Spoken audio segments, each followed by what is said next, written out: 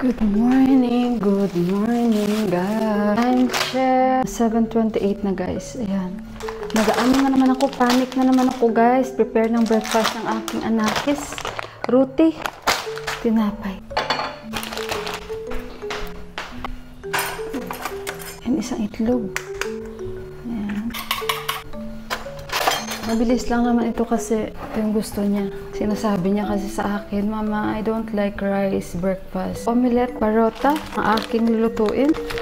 Ito pala yung binibili ko guys. 100 rupees lang siya. Meron siyang 5 pieces sa loob. Masarap ito guys.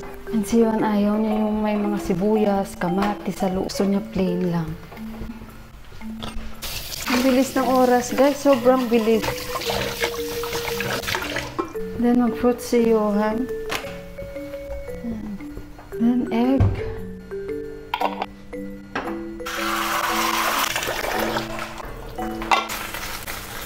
Ayan. Then ilagay natin.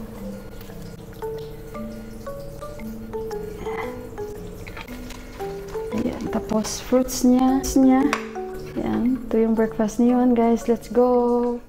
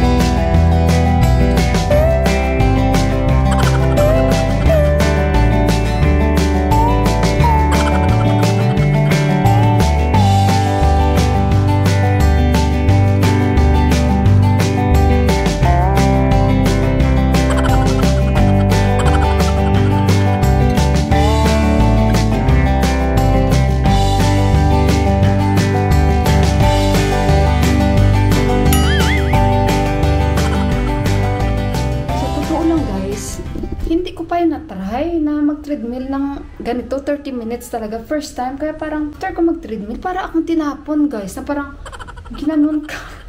Gloomy na naman today guys, pero magbabalik ako maglaba para mamaya-maya na. Sandali mo na guys, ako ay magpalit lang ng t-shirt. At bili tayo ng coconut juice. Di pa ako Wala ko ni 190 ya? Yeah. Isang piraso, 190. 380 rupees. Unsa? Rupees. Okay. Dito guys. Si Buwa guys, oh. Ang galing niya mag-English. Gina-guide niya ako dito. Bili muna ako guys.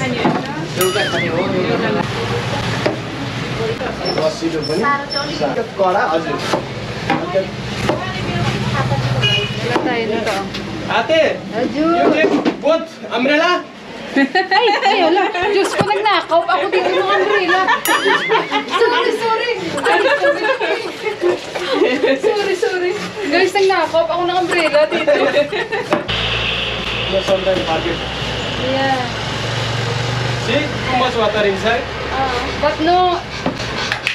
No cream. No problem. Tawa ko guys, Wah, yeah. speaking English. Yeah. Philippines.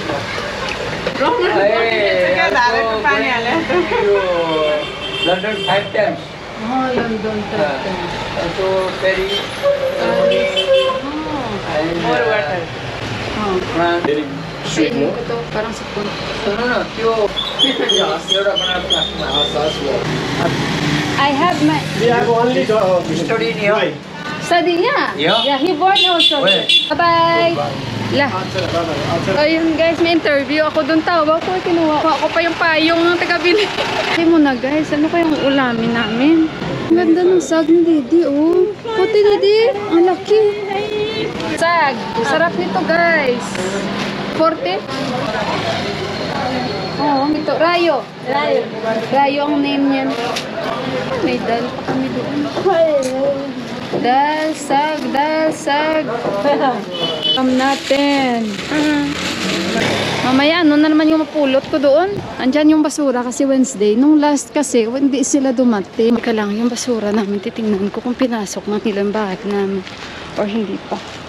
Tingnan nyo naman guys, after natin mag-exercise. So ito yung ulamin namin. May isda kami doon. Gustong-gusto ni Yuhan. Kagabi pala guys yung isda natin. Wala akong problema sa mga seafoods kay Yuhan, mga tuyo. Yan ang gusto ni Yuhan. Pero tingnan ko muna kung kinuha niya dito yung basura namin. Ayun na nga guys, kinuha niya yung basura namin. So ayun guys, teka lang, akyat tayo sa taas guys ha. So by the way guys, ayan ang ating sag na binili. 40 rupees ito. Ganda ng ano, pero usog. Pero ilang piraso lang siya oh. Pero okay na yan guys. At saka yung ulam namin same pa rin, sag. Dahil kahapon, kulitis naman, medyo malamig-lamig today guys. Feeling ko talaga ano na, start na talaga. Kasi nga magdadasay na guys, 'di ba? Patapos na ang buwan. Actually, ang autumn is up to end of November. Pero itong time na to guys, usually noon, malamig na talaga. Sa atin ba talaga guys, walang ganito, yung rayo? O, rayo ditong tawag, musta. Sa atin kasi meron, pero parang petchay. Nag-ano ako guys, nagkonting saing ako sa pressure cooker kasi 11 na. So medyo nalita ko ngayon. What I meant to say, babalik tayo dito. Kahit ito ay igisa nyo lang sa asin, pepper. Pero kung may magic sarap, masarap lalo ba? Yung dal kasi kahapon, may natira pa kami guys. Nilagay ko na agad sa ref yun. Sayang kasi, so hindi na ako magluluto ng sag. At yun pala guys, nakabili din ako ng papaya para kahit pa paano makatulong sa atin. Nararamdaman ko talaga ang winter, sa totoo lang. Time na naman na maglabas na naman tayo ng mga down jacket natin, yung mga panguntra, lahat sa lamig. Lalo pag taglamig na kailangan nating mag-exercise. Yung isda guys, nagustuhan ni Yuhan ang isda.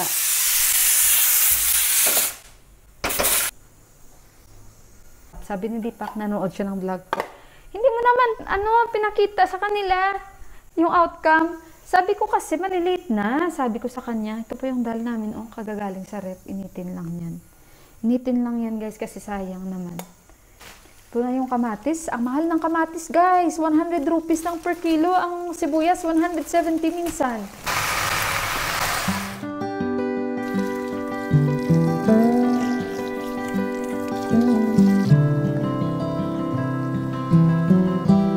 Kamatis guys, pampalasa sa mga ganyan. Pero usually sabi ni Deepak, hindi na yan nilalagyan. Pero masarap naman may kamatis Lagyan natin para may lasa. At isang dried chili. Pakita ko sa inyo guys. So ayan guys, yung dried chili and yung kamatis.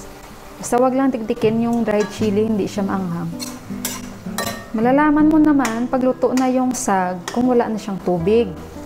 In short, pag hindi na siya matubig. Yan, para maglasa siya, para magdagdag lasa siya guys. Kasi turmeric lang itong nilagay natin. Asin and pepper powder. Ayan, so lagyan natin ng kamatis para magkalasa, and yung dried chili balikan natin mamaya-maya. Ayan guys, yung binili nating papaya guys ayan,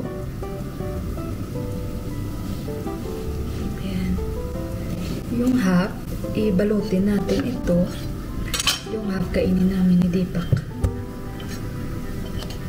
Papa ko guys, grabe pa kainin, medyo hindi pa nga siya talaga masyadong ripe. Yun nga sabi ko kay Bay kanina yan, hindi pa nga siya ripe. Walang seeds. Nahiwa ko talaga ito na maliliit at makain. Ito ano natin ito ikinap. Paano ito kanina, bagong dating, kaya sabi ko, bilhin ko kasi para mukhang maganda yung kanyang itsura. Baka mga bukas, na yan. Ripe na ito.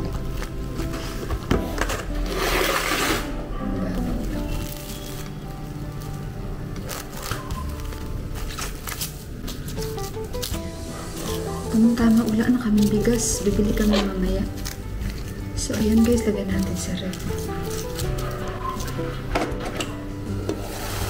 So, ayan. Medyo na-dry siya.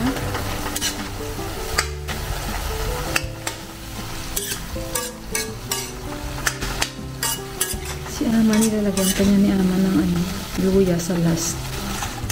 And ito yung isda natin kahapon. Ayan. Ayan guys, mas masarap laluin kasi na marinig. Prituhin ko na lahat ngayon yan. Tanggalin na natin to guys.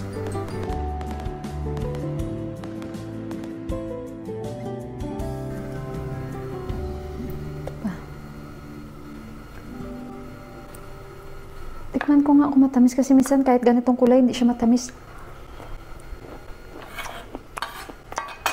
Hindi nga siya matamis.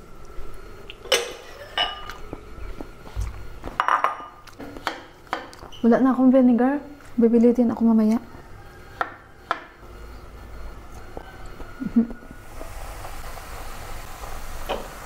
Okay na guys.